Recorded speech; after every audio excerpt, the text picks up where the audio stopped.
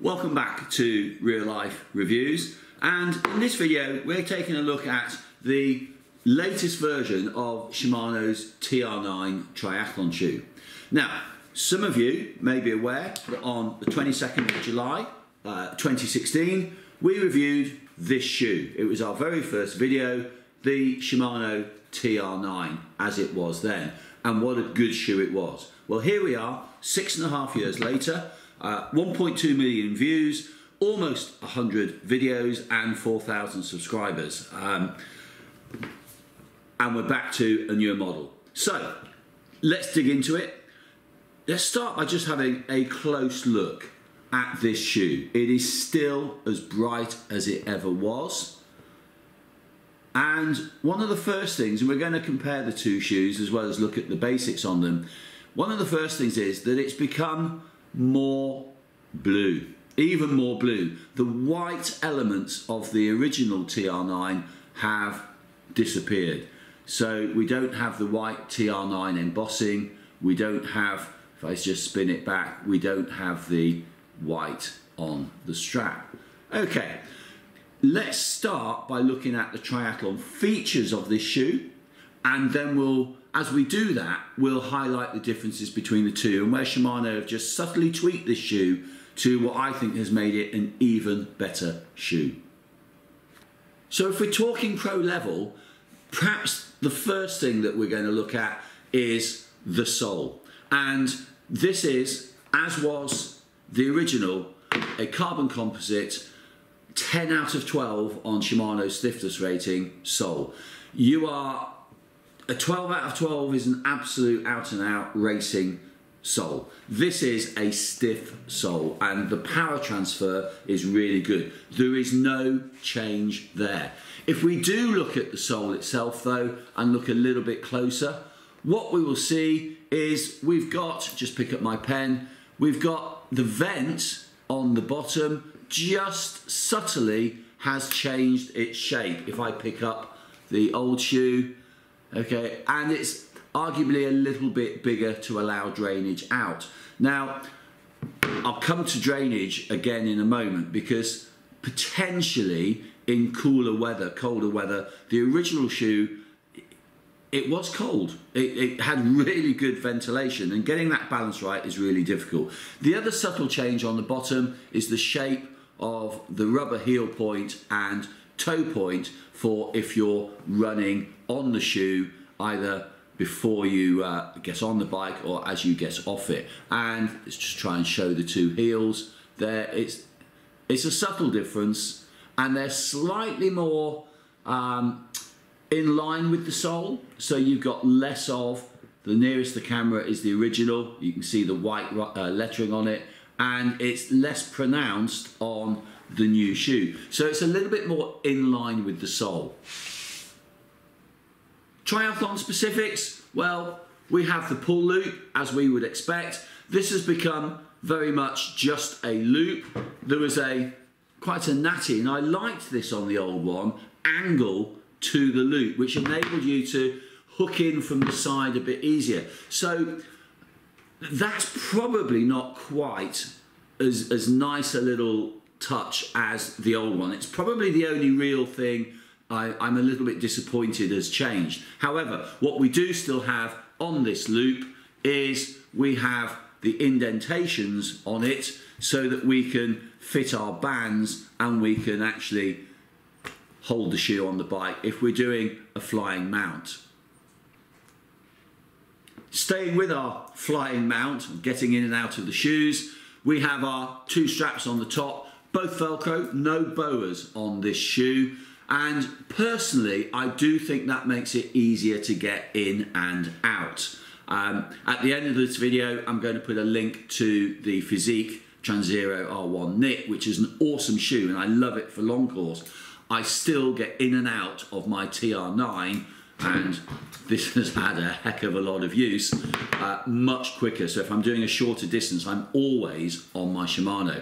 But we have Velcro straps, and like I suspect most people, the front strap I do up to what is comfortable for me and holds me in firm. That stays and never gets undone then. And the top strap is what we have for opening and closing and fitting the shoe. Just like the old shoe, the top strap does up towards the crank.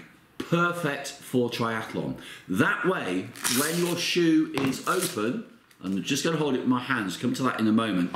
When you hold it open, your strap, as you're pedaling to get up speed, is not on the crank side and getting caught in your front chainring. Holding the strap open, similar to the old one, we have a little notch in, there's my pen again, we have a little notch in the strap which enables us to hook that on the loop of the shoe. So I can set my shoe and pull, so my shoe then is held with the strap open, which makes life much easier in terms of getting the foot in. That was similar on the old one. What I would say is that on the old one, if I open this one up, the notch, or in fact if I just come to it before, if you can see, the notch isn't quite as big, it's smaller on the old shoe. Now, this is personal preference, but when that was set, that's quite firm and requires a positive hold or pull through to do the shoe up. This one, with the bigger notch, it's just a little bit looser and moves more, and you probably saw then, as I just took it, if I pulled it, I can quite easily pull it away. Now, time will tell if that's going to be an issue. I don't think it is, because you're setting the shoe on the bike into a position and actually you're not pulling the strap in that direction. So that may actually turn out to be a bonus, in that it's easier to grab the strap and just pull it over, just as I did then, whereas you did need a tug on the older shoe. So as long as it holds, and I think it will, that's some tiny little improvement. Similar to the older shoe, if we look at the strap, then we have stitching on 3 levels or tiers of the strap. What this means is, if you've got a particularly narrow foot and you're tightening up over the top and you've got a little bit of flap, that annoying catching you can get on the chainring, no problem, just cut the strap, because you've got stitching above to keep the strap intact. I mentioned earlier ventilation. The front of this shoe is now a solid, consistent. There's no ventilation holes in the actual toe. If we take a refresher to the original shoe, you will see it's got front toe ventilation. That's gone. I think that's a good thing, because this shoe does not lack ventilation, and those front holes enabled, I think, too much air to come through the shoe, and therefore winter training or cooler training, it did give very cold feet. So that's a plus. If we look around the shoe, you can see that we still have loads of side ventilation holes on both sides of the shoe. So actually, if you're really pedantic about this, the number of those holes has gone up. There are more holes in the side. And what's important here is, it's not so much, your feet dry really quickly. And if you're like me, and you can see from the old shoe, I use talcum powder to make that slip in much easier, and your feet themselves dry off pretty quick. Any water you're getting in down to the shoe is actually coming off your tri-suit, your body, and it's coming down the body and through into the top of the shoe. And this ventilation here out the side, I think, is more important than the toe ventilation. So I think that's a good step forwards. We do keep alluding to flying mounts, but this next point is just as relevant if we're just thinking about getting the shoe on quickly in transition and then running with our bike. And that is that we now have the side part of the shoe that's relatively stiff. I mean, it's not rock hard, but relatively stiff all the way up to the lovely similar cushioned grip around the heel, and that goes all the way up.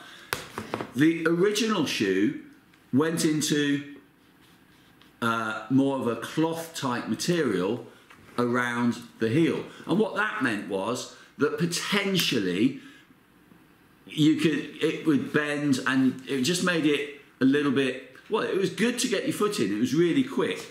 But the few trials I've done on this is quicker, because that extra little bit of stiffness on the side means that the foot goes in much easier, but we've still got the lovely comfort that's gripping the heel around. So the heel grip and everything is the same, but this is fractionally easier to get the foot into when you're doing a flying mount or just trying to pull the shoe on quickly.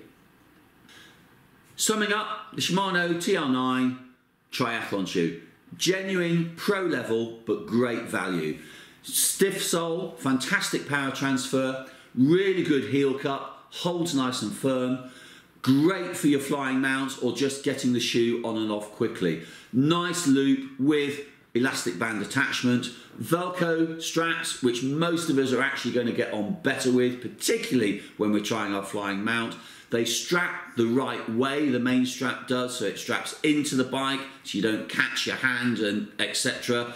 And it's got a hold open loop and a lovely balance between ventilation and warmth. If you'd like to buy this shoe, in the description down below we have a link to Wiggle, and if you use that link, well, we get just a tiny percentage of what you spend, and it helps keep the channel going. You spend no more and you can get some great deals. If you've liked the video, please give it a thumbs up and share it with your friends. If you haven't yet subscribed, please click on the little picture down there. Down here we've got a link to our last vlog video. Up there, a link to the Transero Physiques Transero R1 Knit triathlon shoe, and up there we've got a link to a recent review on some muck-off gloves. Thanks again for watching.